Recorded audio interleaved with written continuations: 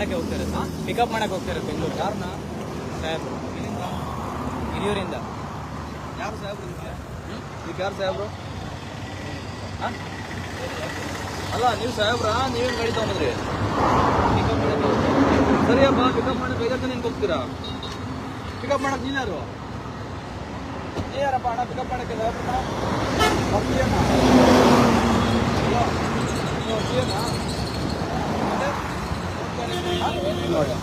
ಮಗ ಅಂತ ಹೇಳ್ತೀವಿ, ಮತ್ತೆ ನಾನು ನೀನೇ ನಿಮ್ಮ ಅಪ್ಪನ ಪಿಕಪ್ ಮಾಡಕ್ಕೆ ಹೋಗ್ತಿದ್ಯಾ? ನಿಮ್ಮ ಅಪ್ಪ ಜನರಿಗೆ ನೌಕರಿ ಮಾಡ್ತಾ ಇರೋದು, ನೌಕರಿ ಮಾಡೋದಲ್ಲ ನೀವು ಗಾಡಿ ಕೊಟ್ಟಿರೋದು ನಿಮಗೆ. ನೋಡ್ರಿ, ಆದಿ ಬೀದಿಲಿ ಜನರು ಡ್ಯೂಟಿ ಮಾಡ್ತಾ ಇದ್ದಾರೆ. ಜನರಿಗೆ ಹೇಳೋರಿಲ್ಲ ಕೇಳೋರಿಲ್ಲ. ಇವ್ರಿಗೆ ಯಾವುದೋ ತೋಟಗಾರಿಕೆ ಇಲಾಖೆ ಅಂತ ಹಿರಿಯೂರಂತೆ ಇಲ್ಲಿ ಫ್ಯಾಮಿಲಿ ಎಲ್ಲ ತಗೊಂಡು ಹೋಗಿ ಇವರು ಶೋಕಿ ಮಾಡ್ತಾ ಇದ್ದಾರೆ ಕಾರ್ಗಳನ್ನ. ಲಕ್ಷಾಂತರ ರೂಪಾಯಿ, 10-15 ಲಕ್ಷ ರೂಪಾಯಿ ಕೊಟ್ಟು 15-20 ಲಕ್ಷ ರೂಪಾಯಿ ಕಾರ್ಗಳು ನೀವು ಶೋಕಿ ಮಾಡಕ್ಕೆ. ಡ್ರೈವರ್ ನಿಮಗೆ ಇವತ್ತು ರಜೆ ಇಲ್ವಾ? ನೀವು ಎಮರ್ಜೆನ್ಸಿ ಇದ್ರೆ ನೀವು ಅವ್ರ ಮನೆಗೆಲ್ಲ ಹೋಗ್ತೀರಾ. ಅವ್ರೇನು ಮಾಡಿದ್ರೆ ಎಲ್ಲ ಮಾಡ್ತೀರಾ ನೀವು. ಪಾಪ ನೀವೇನು ಮಾಡ್ತೀರಾ? ಮಾಡಲೇಬೇಕು ಅವ್ರು ಹೇಳಿದ್ರು ಅಲ್ವಾ?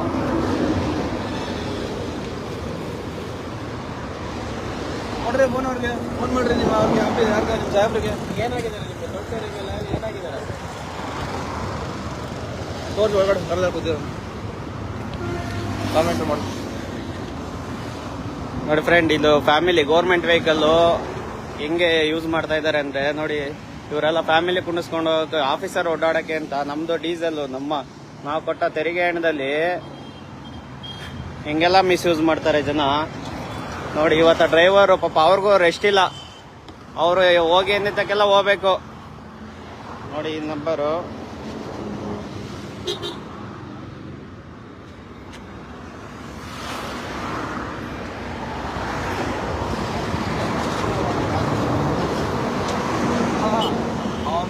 ಕಟ್ಟಂಗಿಲ್ಲ, ಏನೋ ಕಟ್ಟಂಗಿಲ್ಲ. ಟೋಲ್ ಉಳ್ಸೋದು, ಓಡಾಡ್ಕೊಂಡು ಇವರು ಡೀಸೆಲು ಬರುತ್ತೆ ಒಂದು ಗಾಡಿಗೆ ಅಂತ ಗೊತ್ತಿಲ್ಲ ಇವ್ರಿಗೆ.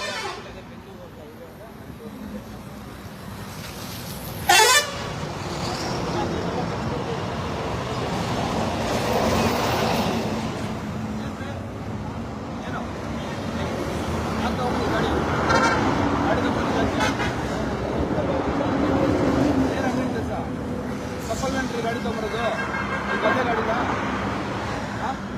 ಏನು ಪೊಲೀಸ್ ಕಂಪ್ಲೇಂಟ್ ಕೊಡೋದ? ಹೊಡಿತಾ ಕೊಡಿಸಂಗೆ ಏನು ಅಟೆಂಡ್ ಕೆಲಸ? ನಿಮ್ಮ ಗಾಡಿ ಏನು ಮಾಡ್ತೀರಾ ಕೆಲಸ? ಸ್ಟೂಡೆಂಟಾ? ನಿಮ್ಮ ಗದ್ದೆ ಬೇರೆ ಗಾಡಿ ಇಟ್ಕೊಂಡಿಲ್ಲ ನೀವು ಮನೆಯಲ್ಲಿ? ಎಲ್ಲದಕ್ಕೂ ಯೋಜನೆ ಬಳಸೋದಾ? ಇವತ್ತೇ ಬಳಸ್ತಾ ಇರೋದಾ? ಇವತ್ತೇ ಬಳಸ್ತಾ ಇರೋದೇನ್ರಿ? ನೀವು ಅಂತೀರಾ? ಅವ್ರು ಹೂ ಅನ್ಲಿಲ್ಲ ಅಂದ್ರೆ ನಾಳೆ ಹಬ್ಬ. ಎಲ್ಲಿ ತಗೊಂಡೋಗಿರಿ ನೀವು? ನಿಮ್ಮ ತಂದೆ ಏನಾಗಿದ್ದಾರೆ? ಯಾವ ಇಲಾಖೆ? ಯಾವ ಊರು? ಅಲ್ಲ ರೀ, ನಿಮ್ಮ ತಂದೆ ಯಾವ ಊರಲ್ಲಿ ತೋಟಗಾರಿಕೆ ಕೆಲಸ ಮಾಡ್ತಾರೆ?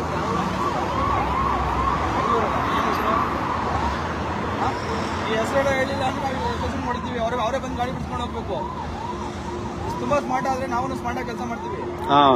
ಮತ್ತೆ ಯಾರಂತ ನಾವು ಗೊತ್ತೇನಪ್ಪ? ರಾಜ್ಕುಮಾರ್ ಇಲ್ಲ ಯಾರಂತ ಏನ್ ಕೆಲಸ ಮಾಡ್ತೀವಿ?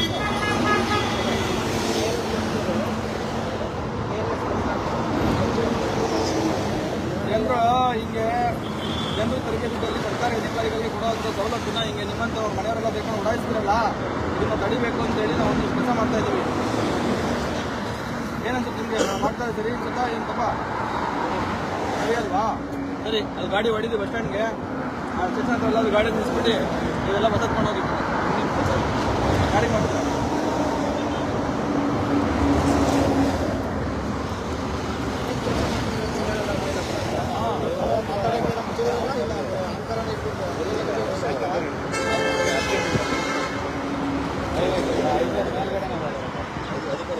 ನೀವು ಫೋನ್ ಮಾಡ್ರಿ, ನೀವು ಫೋನ್ ಮಾಡ್ರಿ, ಅವನ ಹತ್ರ ಹಿಂಗೆ ಮಾತಾಡೋದು. ನೀವು ಫೋನ್ ಮಾಡ್ರಿ, ನಿಮ್ಮ ಆಫೀಸರ್ ನೀವು ಫೋನ್ ಮಾಡ್ರಿ. ಹೆಂಗ್ ಗಾಡಿ ತಗೊಂಡ್ರಿ ನೀವು ಇಲ್ಲಿ? ನಿಮ್ಗೇನ್ ಹೆಂಡತಿ ಮಕ್ಳಿಲ್ವಾ ಸರ್? ಅವ್ರನ್ನೆಲ್ಲ ಓಡಾಡ್ಸೋದ್ ಬೇಡ್ವಾ? ಇವ್ರ ಹೆಂಡತಿ ಮಕ್ಳು ಮಾತ್ರ ಎಂಜಾಯ್ ಮಾಡ್ಬೇಕು, ನಿಮ್ ಹೆಂಡತಿ ಮಕ್ಳು ಏನು ಎಂಜಾಯ್ ಮಾಡ್ಬಾರ್ದ ಸರ್? ಸಂಡೇ ನಿಮ್ಗೇನ್ ರಜಾ ಬೇಡ್ವಾ? ಅಲ್ಲ ನಿಮ್ಗೇನು ನೀವು ಗೌರ್ಮೆಂಟ್ ಎಂಪ್ಲಾಯ್ ಯಾರು? ಸರಿ, ನೀವು ಫೋನ್ ಮಾಡಿ ನಿಮ್ಮ ಆಫೀಸರ್ ನಿಮ್ಮ ಸಾಹೇಬ್ರಿಗೆ. ಅವ್ರು ಸ್ಮಾರ್ಟ್ ಆಗಿ ಮಾತಾಡ್ತಾ ಇದ್ದಾನೆ, ನಾವು ಸ್ಮಾರ್ಟ್ ಆಗಿ ಇರ್ತೀವಿ. ಎಷ್ಟು ಸ್ಮಾರ್ಟ್ ಆಯ್ತಾರ ನಾವು ಅಷ್ಟೇ ಸ್ಮಾರ್ಟ್ ಆಯ್ತೀವಿ.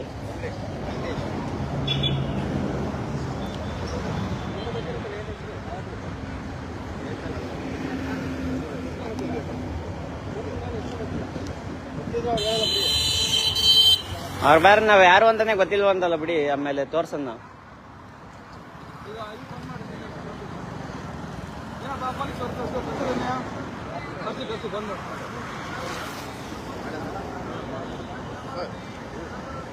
ಬಂದ್ ಮಾಡಿ.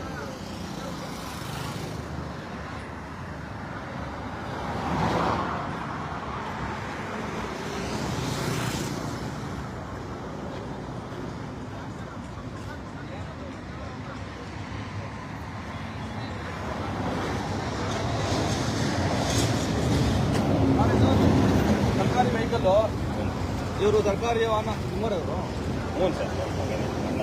ಸರ್ಕಾರಿ ವೆಹಿಕಲ್ ತಗೊಂಡೋಗಿ ಇವ್ರ ಫ್ಯಾಮಿಲಿ ಅವರೆಲ್ಲ ಸರ್ಕಾರಿ ವೆಹಿಕಲ್ ದುರುಪಯೋಗ ಪಡಿಸ್ಕೊಂಡಿದ್ದಾರೆ. ಅದಕ್ಕೆ ಹೇಳಿ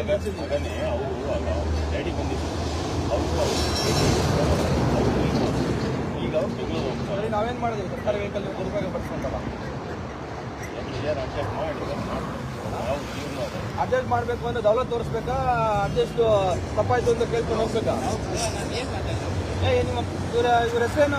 ಗಾಡಿ ಆಫೀಸರ್ ಯಾರು ಅಂದ್ರೆ ಇವ್ರ ಹೆಸರೇನಪ್ಪ?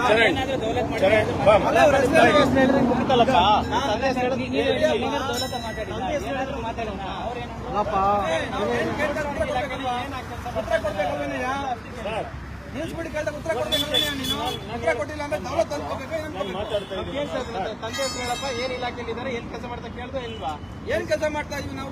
ನಾವು ಪ್ರಶ್ನೆ ಕೇಳಿದ್ರೆ ಉತ್ತರ ಕೊಡ್ಬೇಕಂದ್ರೆ ದೌಲತ್ ಅಲ್ವಾ ಅದು? ಮಾತಾಡಿದ್ರೆ ದೌಲತ್ ಅಲ್ಲ, ಸರಿಯಾಗಿ ನಡ್ಕೊಳ್ಳೋದು ಗೊತ್ತಿಲ್ಲ ಅಂತ ದೌಲತ್ ಅದು. ಸರ್, ಈಗ ಇವ್ರು ತಪ್ಪು ಮಾಡಿದ್ದಾರೆ, ಇವ್ರು ನಿಮ್ ಗಾಡಿನ ನಡ್ಕೊಂಡೋಗಿ ಇವ್ರನ್ನ ಈ ಗಾಡಿನ ಕಳಿಸಿ ಗೌರ್ಮೆಂಟ್ ಆಯ್ತು ನಡ್ಕೊಂಡೋಗಿ ನಿಮ್ ಗಾಡಿ. ಯೋಗ್ಯತೆ ಇರೋ ಅಂತ ಆ ನಾಮರ್ದ್ರು ಸರ್ಕಾರ ನಡೆಸ್ತಾ ಇರೋದ್ ಕಾರಣಕ್ಕಾಗಿ ಇವರು ಇಷ್ಟೊಂದು ದುಪ್ಪಟ್ಟೆಲ್ಲ ಜಾಸ್ತಿ ಆಗಿದೆ.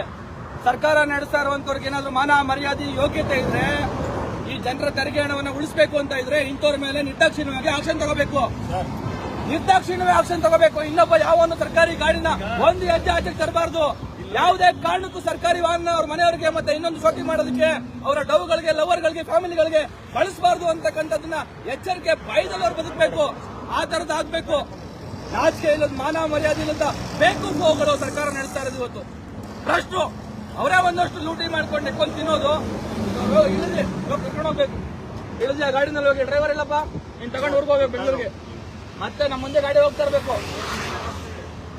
ಬೆಂಗಳೂರು ಗಾಡಿ ಹೋಗ್ಬೇಕು, ನಾನು ಹೇಳಿದ್ದೀನಿ ಕಳಿಸ್ತೀನಿ. ಕರ್ಕೊಂಡೋಗಿ ಬೇಗ ಬೆಲ್ಲ ನಡೆಯಲ್ಲಪ್ಪ. ನಿಮ್ಮಪ್ಪ ಆಫೀಸರ್, ನೀನು ಆಫೀಸರ್ ಹಾಕು, ನೀನು ಆಫೀಸರ್ ಓಡಾಡು.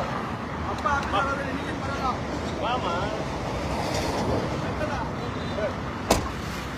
ಉತ್ತರ ಕೊಡು. ಆಫೀಸರ್ ಮಕ್ಳು ಹಾಕ್ಬಿಟ್ರೆ ಕೊಂಬಿರಲ್ಲ ನಿಮ್ಗೆ.